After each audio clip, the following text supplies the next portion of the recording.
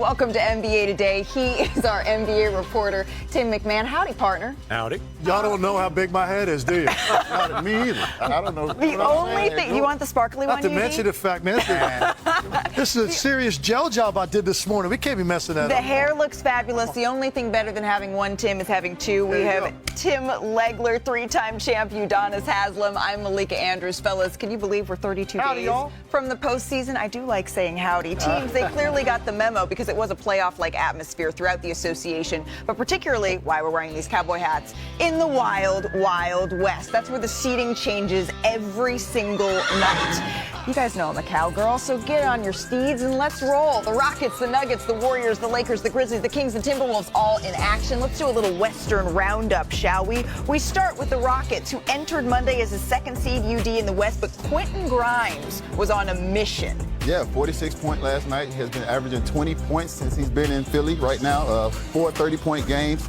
2 40-point games. I'm interested to see how long he sticks around. And thanks to those 46 points, the Rockets found themselves in a 25-point hole here. The last time they overcame a deficit like that, it was the Russ James Harden era. Can they climb back out again? So we pick it back up as we head back to last night with 5 seconds remaining here, just over in the fourth quarter. Jabari Smith Jr. at the free throw line here. Watch out for Şengün on this one, UD. Oh, he's too small. He's too small. You got to do whatever you got to do. The game is on the line right now. You got to grab him, kick him, bite him, whatever you got to do. I'm not sure what kind of box out that was, but baby Jokic, as Perk says, is taking advantage. So to overtime we go, Udonis. Again, the game tied at 131 here. Watch Şengün.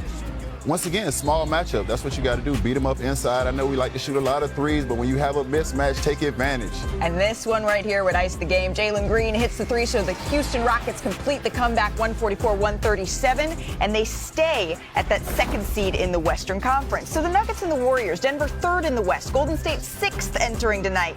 It was time for Aaron Gordon in this one. Aaron Gordon dialing up a 38-point game when he has to have it, and just recently having missed almost a month to be able to come out and dial it up to this extent. And they needed every one of these points really in this game. Special night. With no Nikola Jokic, no Jamal Murray, no Christian Brown. By the way, huge night for Russell Westbrook as well. His 203rd career triple-double. Jokic, you got to get back in the lineup if you want to catch his record. He'll get there eventually. All right, onward we go. Memphis and Sacramento here. No Ja Morant for the fourth-seeded Grizzlies. The third quarter, this was a tough moment here for the Sacramento Kings. Domantas Sabonis legs, twists his ankle going for the layup. Just another look at this right here. And that's all the way over. You see that outside of that ankle touch the court, you know that's going to be some swelling. We'll see how long he's going to be out. Yeah, you have to wonder how that's going to impact their pursuit of the play-in and playoffs. Malik Monk hits the wing three, so he finished with 28. The Kings get the win here, and Sacramento is in that 9th spot right now. All right, let's check in on the Spurs and the Lakers. The 5th-seeded Lakers, still without LeBron James. Luka Doncic, you know how he loves that rim-running big. That's his favorite big to play with. That's what he had in Dallas, 2 of them. He's got one here in L.A. as well. You see Luka with a smile on his face for that reason. And then Austin Reeves. He's had 4 straight games with at least 25 points. Luka, high praise for his new teammate. Well, he's an amazing player. For him to go undrafted is unbelievable. And, you know, it's not easy to go undrafted and then play at this level. And it's amazing just to be by his side. Okay, we've been racing through all of these highlights as the Lakers get to win, and we still haven't gotten to the game of the night here. The Minnesota Timberwolves, they entered this game on an 8-game winning streak, kicking it back out to Mike Conley here. Hey, Legs, did you know the bank's open? Bank is open. Apparently, Obi Toppin must go to that same bank because he hit after hours, too. Oh. Cha-ching! Obi Toppin, there was no stopping in overtime here. Once again, watch Obi Toppin in the corner here. Kicks it back out. Can't play better defense. That's just an incredible shot. A night when a guy had a lot more freedom to take shots because the starters were out. Look at this. Tyrese Halliburton. Same exact play to beat the Bucks. Eerily familiar on the opposite side of the court a week ago. And then watch here. The Pacers able to get their hand on the inbounds pass here. So Julius Randle can't quite get the look that he liked here. The Minnesota Timberwolves streak comes to an end. Here's Coach Chris Finch on the Wolves' loss. Yeah, I mean, it was a game we lost in the first half, just with our energy, and our decision-making was poor. So now you create a team, you know, it's already a really good offensive team, and they get the confidence to kind of get it all cranked up, and that's when you see the shots go in. I mean, there were some big time shot making by them, but they felt that comfort pretty much all game.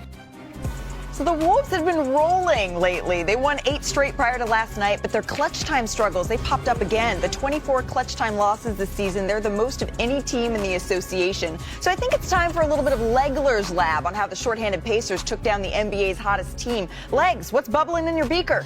All right, Malika, let's get in the lab. I'm over here with UD, and we're going to talk about the anatomy of winning and losing in late game situations. And I know UD has a lot to say about Minnesota's last possession in regulation, what they probably should have gotten, what they ended up getting instead. So let's just start off right here. And I think, UD, you want to point out what action are they trying to get here off the inbound? I mean, everybody knows that the ball is going to Anthony Edwards, so that's no surprise to anybody right now. So what first thing you're going to do is we're going to zipper him up right now with the pin down. So as we zipper him up, Going to get this down screen. You want Anthony Edwards coming up, catching the basketball, and then hopefully he makes the right read. We're going to zipper him up on the down screen. So the ball is in Anthony Edwards' hand right here. Pause it right here. So now, as we see this guy come up right here and try to get the ball out of Anthony Edwards' hands, the first mistake he makes is Ant can see him. He can look right at him. So if this is LeBron James or Luka Doncic, they're immediately going to attack the weak side right now. So he should have waited till Anthony went to the left and then came up so he can attack from his blind side. So Ant can see him right now. So that's the first mistake Indiana made. Now, secondly, Ant should be attacking the right side because this is where he has the advantage right here with Julius Randle and Jaden Daniels. Now we can fast forward. One guy playing 2 on the backside. One guy playing 2 on the backside. This is where the advantage here. He goes to the opposite side. Now he puts himself as a disadvantage. He goes away from the side where there are less defenders right now. So now he goes to the side where you have 1, 2, 3, 4 defenders. Jaden Daniels does what he's supposed to do. He pulls out of the corner. Mind you, he had just hit the 3 that sent it to 115 before it went into overtime, shooting 40% from 3 right now. So Indiana made a mistake by over-rotating early, taking away Julius Randle too early. This guy should have been playing 2 right here in between. He rotated over, took away Julius Randle too early, left Jaden Daniels wide open to the pool, 40% three-point shooter. This is the maturation for Anthony Edwards. This is the next step. LeBron James, Luka Doncic, guys like that, those guys make that play. You see how crowded it is over there? I put this at the end. Julius Randle, when this ball goes off to him, his head goes down because he's frustrated with the shot they got. Now you go to overtime. So this is what Minnesota did wrong. What did Indiana do right? Starts off here. At the beginning of this possession, you had Anthony Edwards picking up the hot hand on the court, Obi Toppin. So this is his man right here. Weak side, we got these 2 guys matched up. Now you're going to see TJ McConnell is going to get that brush screen. He's going to try to get some penetration along the baseline to force a reaction on the weak side. And actually, Minnesota does a pretty good job. Right here, you see a recognition of this screen, which means now there's a switch. So now Obi Toppin is guarded right here on the weak side of the floor. Anthony Edwards doesn't fully commit, but he's going to help a little bit on this penetration. But here's ultimately what gets Obi Toppin